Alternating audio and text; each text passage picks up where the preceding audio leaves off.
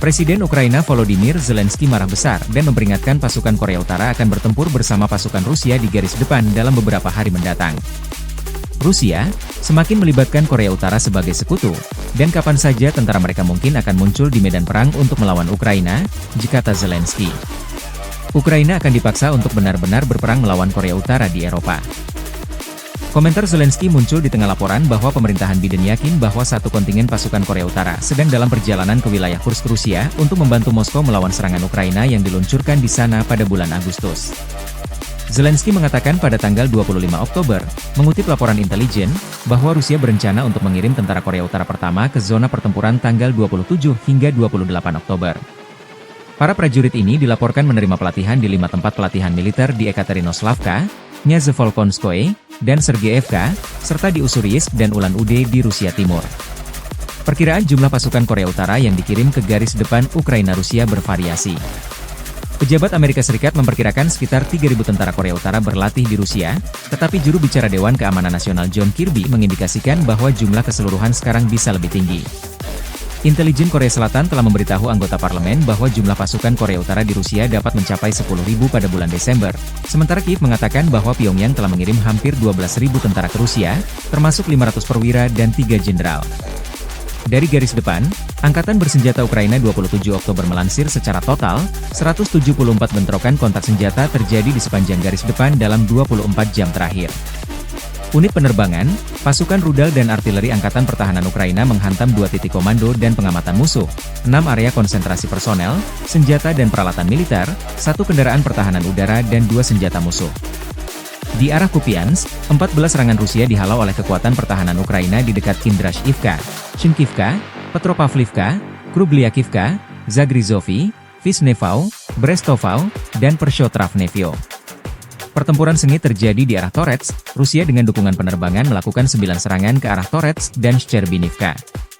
Di arah Kurahiv, pasukan pertahanan Ukraina berhasil menghalau 43 serangan. Para penjajah paling aktif mencoba maju ke dekat Antonivka dan Katerinivka. Selain itu, musuh menyerang ke arah Novoselidivka, Gostra, Dalny, Kostiantinivka, Elizavetivka, demikian dilansir Staf Umum Angkatan Bersenjata Ukraina.